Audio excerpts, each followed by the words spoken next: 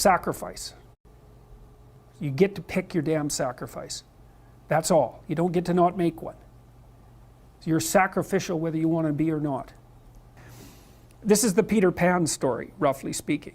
Peter Pan is this magical boy. Pan is the god of everything, roughly speaking, right? And so it's not an accident that he has the name Pan. And he's the boy that won't grow up. And he's magical. Well, that's because children are magical. They can be anything. They're nothing but potential. And Peter Pan doesn't want to give that up. Why? Well, he's got some adults around him, but the main adult is Captain Hook. Well, who the hell wants to grow up to be Captain Hook? First of all, you've got a hook. Second, you're a tyrant. And third, you're chased by the dragon of chaos with a clock in its stomach, right? The crocodile. It's already got a piece of you. Well, that's what happens when you get older. Time has already got a piece of you. And eventually, it's got a taste for you. And eventually, it's going to eat you. And so Hook is so traumatized by that he can't help but be a tyrant. And then Peter Pan looks at traumatized Hook and says, well, no, I'm not sacrificing my childhood for that. So that's fine, except he ends up king of the Lost Boys. In Neverland, well, Neverland doesn't exist, and who the hell wants to be king of the Lost Boys? And he also sacrifices the possibility that he'll have a real relationship with a woman, because that's Wendy, right? And she's kind of conservative, middle-class, London-dwelling girl. She wants to grow up and have kids and have a life. She accepts her mortality, she accepts her maturity. Peter Pan has to content himself with Tinkerbell. She doesn't even exist. She's like the fairy of porn. She doesn't exist. She's the substitute for the real thing. And so, but the dichotomy that you're talking about is very tricky, because there's a sacrificial element in maturation, right? You have to sacrifice the pluripotentiality of childhood for the actuality of a frame. And the question is, well, why would you do that? Well, one reason is it happens to you whether you do it or not.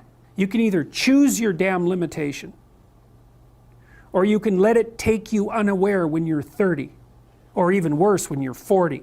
And then that is not a happy day. And I see people like this, and I think it's more and more common in our culture, because people can put off maturity without suffering an immediate penalty. But all that happens is the penalty accrues. And then when it finally hits, it just wallops you, because when you're 25, you can be an idiot. It's no problem. Even when you're out in a job search, it's like, well, you don't have any experience and you're kind of clueless. It's, yeah, you're young, it's no problem. That's what young people are like, but they're full of potential. Okay, well, now you're the same person at 30. It's like people aren't so thrilled about you at that point. It's like, what the hell have you been doing for the last 10 years? Well, I'm just as clueless as I was when I was 22. It's, yeah, but you're not 22. You're an old infant, right? And that's an ugly thing, an old infant. So part of the reason you choose your damn sacrifice, because the sacrifice is inevitable, but at least you get to choose it. And then there's something that's even more complex than that in some sense, is that the problem with being a child is that all you are is potential, and it's really low resolution. You could be anything, but you're not anything. So then you go and you adopt an apprenticeship, roughly speaking, and then at least you become something. And when you're something, that makes the world open up to you again.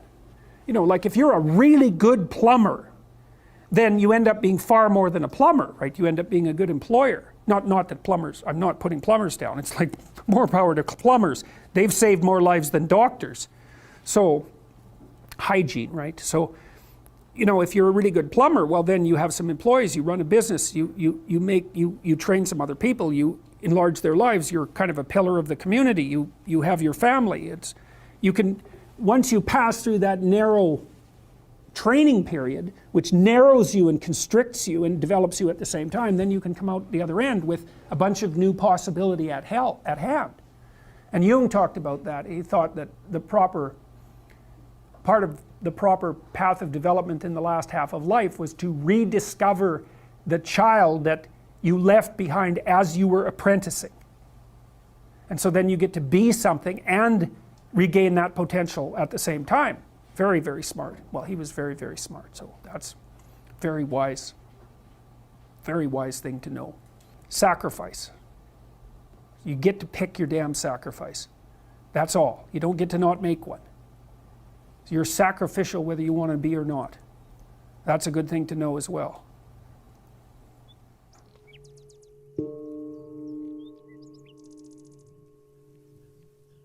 Dostoevsky said that in Notes from the Underground, a great, great book. And he said, I love this. It was an early criticism of the notion of a political utopia.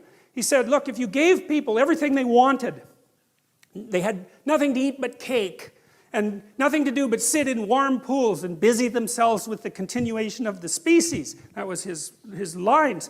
That the first thing they would do, well, maybe after the first week, was like go kind of half insane and smash everything up just so that something that they didn't expect would happen, so that they'd have something interesting to do. And it's so right, because the utopian notion that if you just had all the material stuff you wanted, that you'd be, well, what would you be?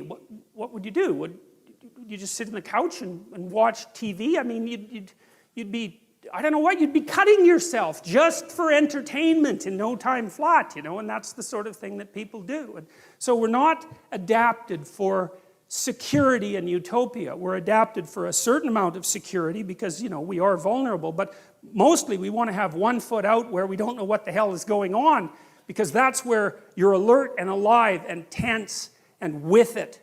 And I believe this, and I believe it actually has something to do with the hemispheric structure of the physiology of your brain, is because the right hemisphere looks roughly adapted to what you don't know, and the left hemisphere, and this is an oversimplification, but a useful one, is adapted to the world that you do know, and the right place for you to be is halfway between them.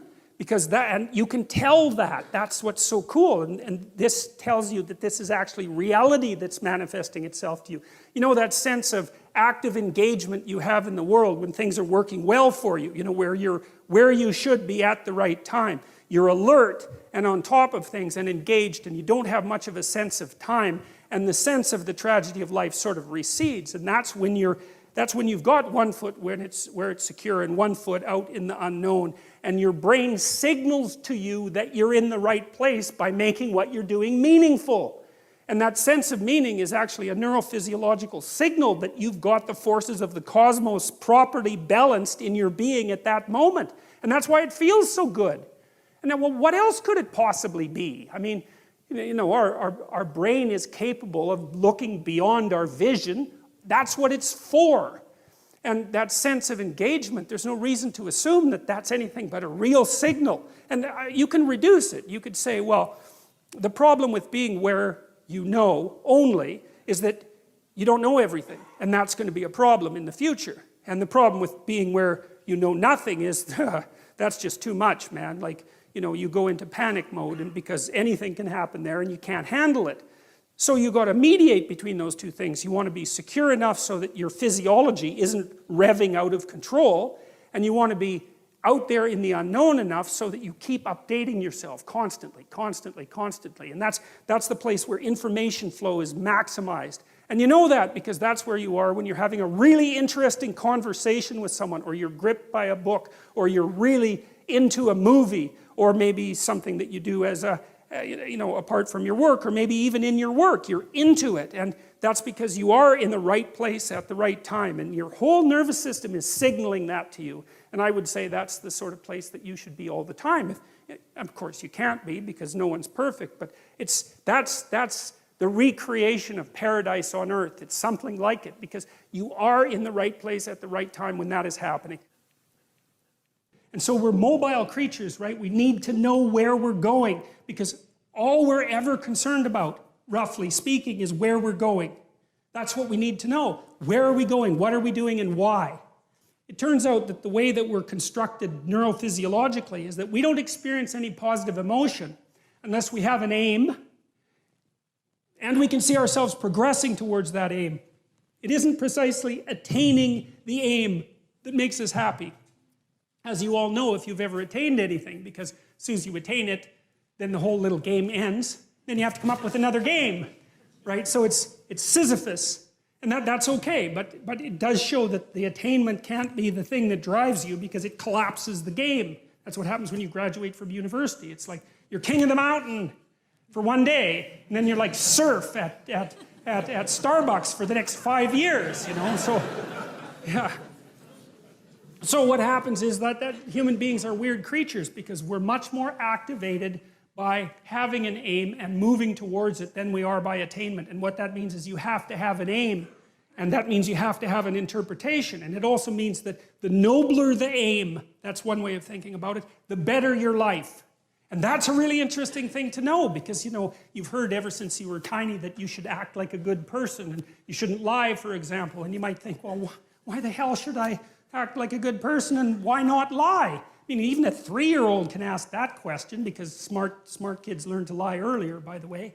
And they think, well, why not twist the fabric of reality so that it serves your specific short-term needs? I mean, that's a great question. Why not do that? Why act morally? If you can get away with something and it brings you closer to something you want, well, why not do it? These are good questions. It's not self-evident.